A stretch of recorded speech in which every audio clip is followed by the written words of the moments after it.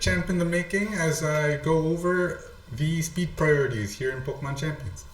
Uh, uh, so what is speed priority? Well, usually when we talk about speed priority, some people confuse it with either speed order or speed priority. If we were to look at this example where we have Aerodactyl, Kingambit on one side, and Gengar and Incineroar on the other side, the speed order would be as followed. We'd have Aerodactyl, who has the higher base speed, going first, followed by Gengar, Incineroar, and Kingambit. Pretty simple. But in the game, we also follow dynamic speed order.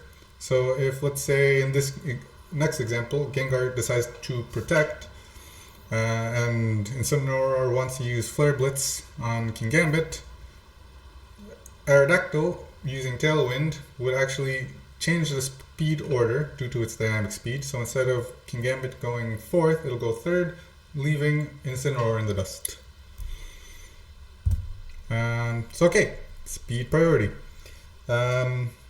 Basically, what speed priority does is allows Pokemon to bypass bypass the speed order. So in this example, Kingambit uses Sucker Punch which is a speed priority 1 to outspeed Gengar's Focus Blast, and Incineroar prevents Aerodactyl's Tailwind by using Fake Out. So in this case, Incineroar now becomes the fastest, followed by Kingambit, Aerodactyl, and then Gengar.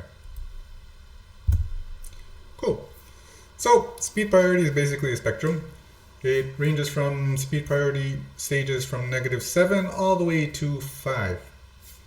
And as I'll go through, you'll see how limited the speed priorities are from the negative priority, and we'll have a lot more options on the positive speed priority. Okay, so -7 speed. So this one is reserved for Trick Room. It's basically a high risk, high reward type move, which, as I explained in my previous video, flips the speed order. So those that are slow Pokemon are now the ones that will be going first, and the faster ones would be going last.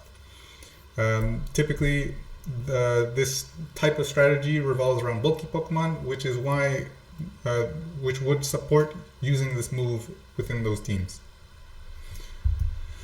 Then we have stage -6. Here, the idea is they all do the same thing. The only difference is that Dragon Tail and Circle Throw are damaging moves, while Roar and Whirlwind are non-damaging moves.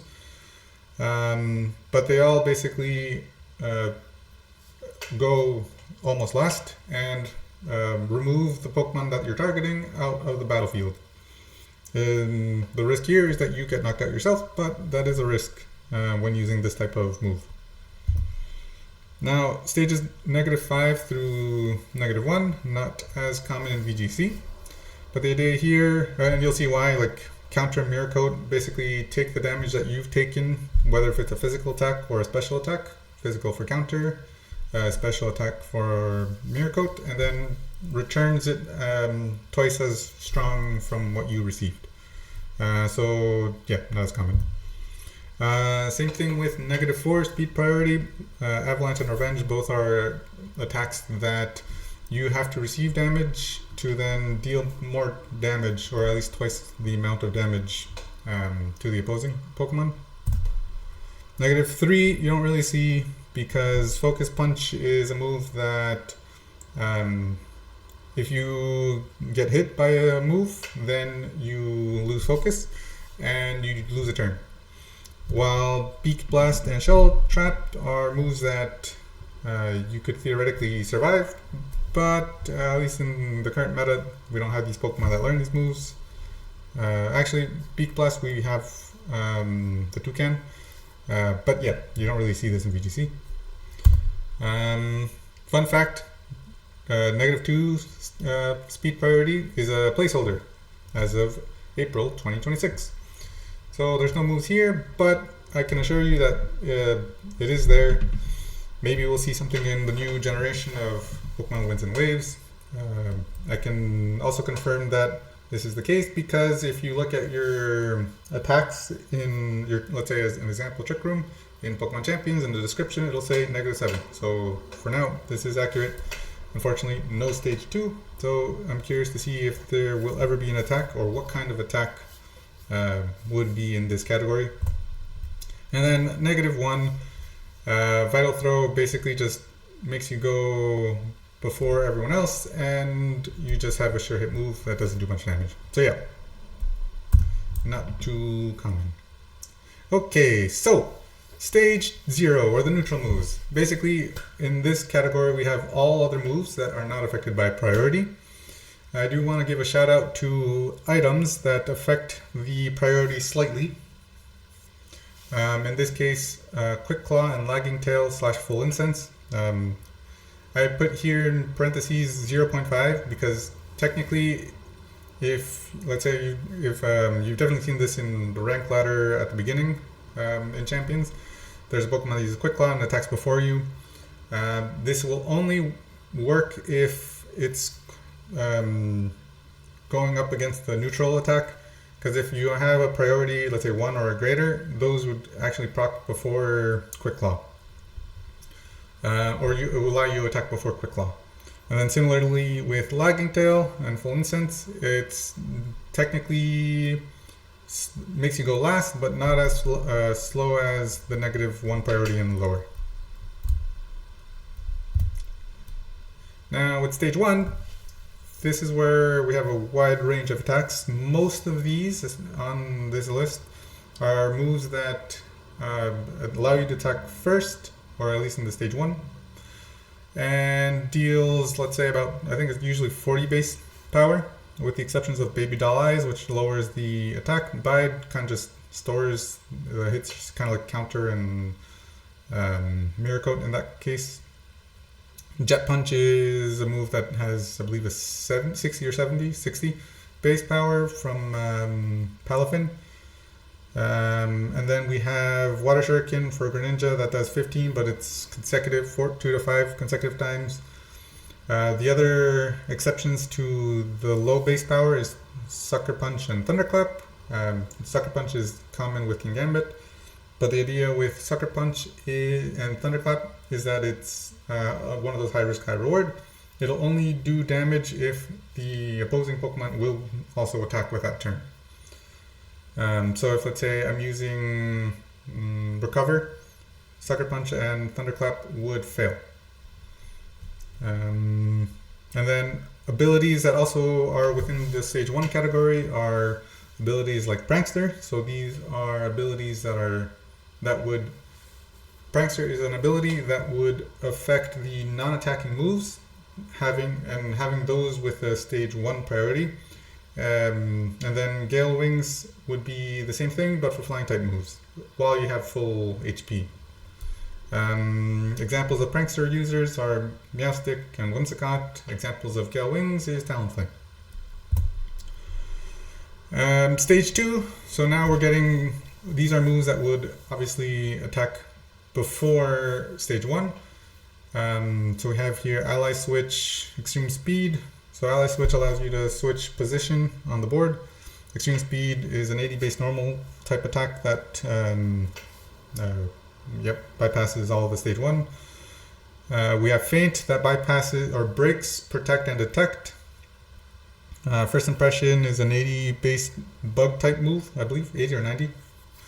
That only attacks on the instance that Pokemon is out on the field. And then we have the Redirection, so these are very powerful moves, Follow Me and Rage Powder. So depending on the situation, you could actually Follow Me and protect Pokemon from getting knocked out if they were on 1 HP from the stage 1 attacks. Stage 3, the main moves here that we normally see are Fake Out and Wide Guard. Sometimes you see Upper Hand, but not as common, or Quick Guard. Crafty Shield protects, this is more of a move from Klefki to protect the team from status moves or non-attacking moves. And then just to note, Comfy has the ability Triage. So with that, it has a stage 3 priority. Comfy's currently not in the game, but yeah, any healing moves would be counted as stage 3. So pretty cool as far as the usage. So you could potentially heal a teammate before the enemy uses let's say an Aqua Jet or an Extreme Speed. Okay, now stage 4. Also very common moves here. We have basically the majority of the moves here are some form of protection of your Pokemon. Baneful Bunker, Bulwark have the effects of either poisoning with made contact or burn. Endure allows you to live on 1 HP, but really not seen in VGC. King Shield is H/'s signature move.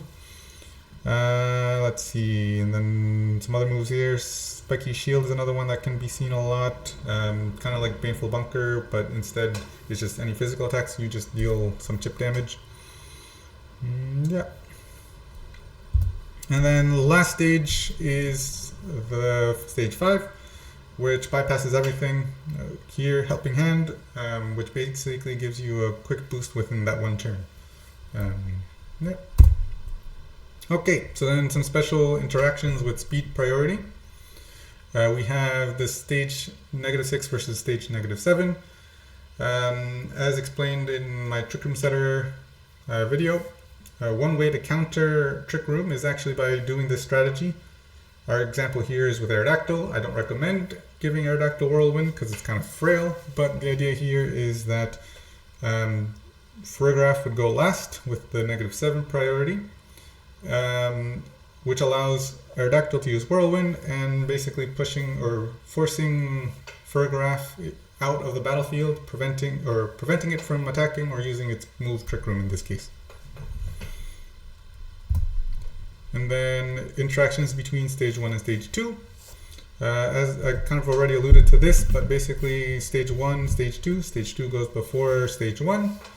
So in this case, if let's say Dragonite has they both have 1 HP, Kingambit wants to Sucker Punch, but it will fail because, you guessed it, Dragonite's Extreme Speed has a higher priority. Okay, so now let's see what happens if we have 2 cats with the same speed priority. We have the Fake Out.